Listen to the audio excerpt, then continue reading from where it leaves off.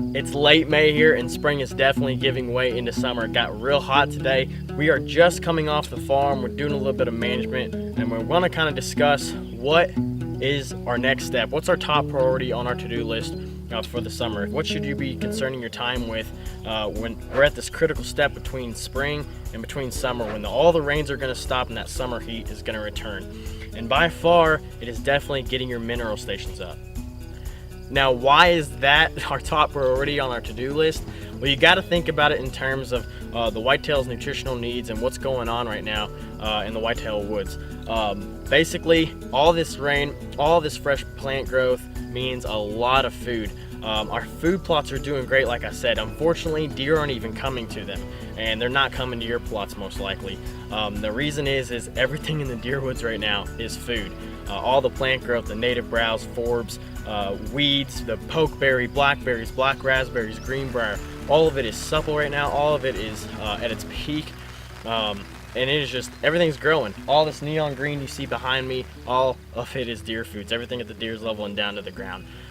So they're really not coming to food plots, which is kind of not good, because we want to capture bucks on our trail cameras. We want to start seeing those velvet bucks and kind of get an idea of where they're hanging out on the farm, so we can do some scouting a little bit later, possibly film them. And just, it's nice to look at velvet bucks and get them on trail camera. But unfortunately, the opportunity is not there because of all this growth. But this growth and this rain does present us with another opportunity. All of this plant growth, everything that a deer is eating right now is very high in water and potassium, and this leaves a deer at a sodium deficiency. So it turns out all of this rain and all this plant growth, which is making our food plots grow really nice, is keeping them away from our food plots. But the sodium deficiency that they're at right now, and they're gonna be at for the entire summer, is why we need to get our mineral stations up, and why mineral stations are a great opportunity for a photo shoot and to hang your trail cameras. This sodium deficiency is why the deer are coming into these mineral stations, and that's what's important for these mineral stations. It's not the minerals. We're talking about this in another segment on buckadvisor.com, talking about and understanding mineral stations for deer and what's really important. But basically, long story short, is deer are coming in for the salt, they're not coming in for the minerals.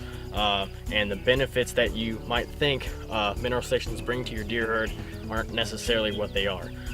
But check that out in another segment. So why are we putting these mineral stations out? If the minerals aren't really benefiting the deer as much as you think. And it's for, again, this sodium deficiency and their craving for salt right now. It creates the opportunity for our trail cameras where our food plots and our trail cameras over those food plots are lacking. So now I basically just want to really dive into the meat of this video, and that is where and how many mineral stations to place on your farm or your property. We're going to talk about this 7-acre property that you see behind me. And basically, if you've been following this series at all through Buck Advisors, I've been hunting this property for a while now. I'm guessing about 7 years, and I've been filming it for 2 or 3 years now. So I'm really starting to adjust myself to the property. I'm really starting to learn how the terrain, the habitat diversity, how the deer move across the property, how I hunt it, how everything works. Again, it's only 70 acres, so we have to think about this in terms of a small property. Anything at or below 100 acres is considered a small property. Maybe not for me and you, hunting small properties. This 70 acres is big from what I used to grow up hunting, and 100 acres would be unimaginably big for me to hunt on. But as far as a deer's home range and a buck's core area and home range go, and what you can manage for, this is a small property. So the big two things are, when you're putting up mineral stations, is the right location and the right density of mineral stations and cameras. And to help the talk, I got my computer here and I'm gonna dive into Google Earth. I've got everything updated. I've got all my maps updated. Basically everything I need for this discussion in Google Earth. So we're gonna go ahead and dive into this, and I'm kinda gonna show you around what's been happening and how I'm going to select the location and how many mineral stations on this property, and how you can determine where you need to put your mineral stations and where you need to, how many you need to put on your property. Now basically what we have on this 70-acre property is two sections, the north side of the property and the south side of the property. And right through the middle of the property there's a dry creek bed. basically separating the two halves. And these properties are definitely, or these two sections of the property are definitely two beasts entirely. They hold different deer. The deer utilize them in different ways.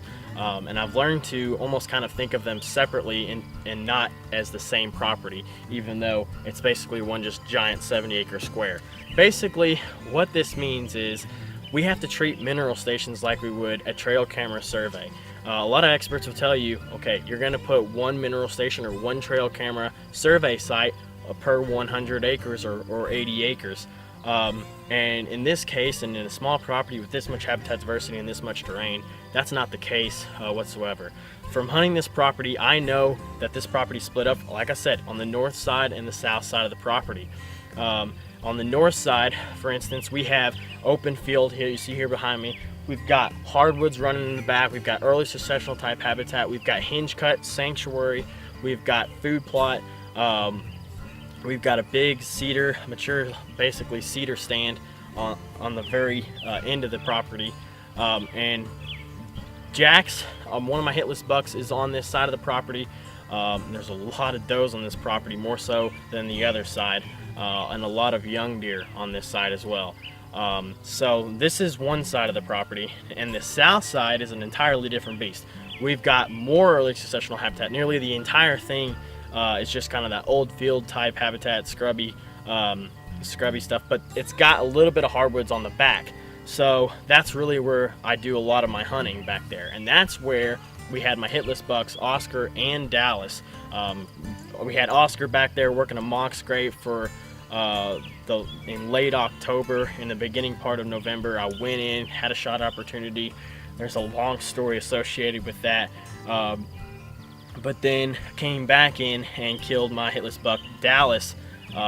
Self-filmed that hunt back in that hardwoods. And basically those two deer, Dallas and Oscar, only stayed on that south side of the property. They never ventured over to the north side of the property. We never got them over there. Oscar, when the first time he came in on the property, he came in on that side just because his summer home range is off of the property, but he works his way back in I guess it would be late September or October, and works his way in, but he resides on the other side of the property.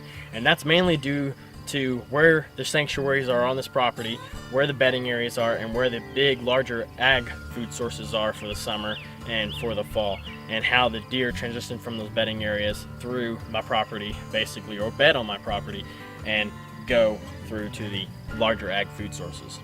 So with the property acting like two separate pieces, one mineral station or one mineral site or one trail camera survey site would not do this property justice as far as censusing the entire herd or censusing the bucks that are utilizing this property. And you have to think about that.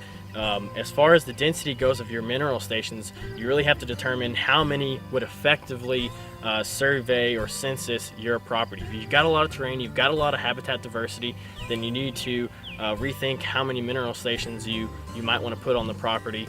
You might not just want to put one. Putting one on this property would not work. I could put it in the middle, but with the way the deer movement is and the trails and the runs and where their bedding areas is and the food sources, one would just not work. So that's really determining how many mineral sites you have or the density of mineral stations on your property. And the next thing I want to talk about is the location. Now, when you're picking locations for your mineral stations, you treat it just like you would, again, like a trail camera survey. Your goal is to survey and census your deer herd throughout the summer. So you need to put it in relation to the bedding areas and the food sources. Again, you want to put it in the middle. On one of our projects that we just put out is a watering hole for deer. Created this little water hole in a little slim section of hardwoods on the north side of the property between the large sanctuary or bedding area that the deer reside on the property on the north side, and my 1 acre clover or soybean plot last year, which is really the only food source on the property besides the native browse and the forbs. But that's really the staging area or a little food plot, a little snack area before they work their way out into the larger ag fields. But right there in that little transition zone, they feel very secure. Like I said, Jack's hung out in there all the time. He felt very secure in there, and that's where a lot of does go through, and a lot of new bucks or transitioning bucks during the rut will work their way through scent checking that bedding area. So we already put a water hole there, so that's going to make a perfect location to put a mineral station on the north side of the property. Now for the south side of the property, like I said, it's all just an early successional habitat except for one section of hardwoods in the far or in the very back of that south side. So that's obviously right where we're going to put this mineral station. It's going to be right there where all the deer are transitioning from the bedding area and all that early successional habitat, and they're working their way out through that hardwoods and into the hay fields, and actually there's a fairly large soybean field on that side as well. So that's like another perfect transition area from the bedding area to the food sources. So they're going to move through it because they feel secure. They're in daylight, so you're going to have a great opportunity to put your trail cameras there over these mineral sites. Another thing you might want to think about when we're talking about mineral stations is obviously when you're putting out any type of mineral or feed or any type of attractant, always check your state regulations throughout any time of the year. Here in Indiana, we cannot specifically bait during hunting season. So all these mineral sites, the watering hole, any type of feed that we do, we have to take it all out 10 days before the season, which we're actually going to have to take it out well before that. We're going to have to actually dig out these sites, put in fresh dirt, put in plywood, drag some brush over it, make sure that deer do not have access to these sites whatsoever, because you've got 2 mineral sites on a small property. Basically that puts a damper on all of your hunting because anywhere you hunt on the property, you're going to be pretty close to that site, which might be considered baiting.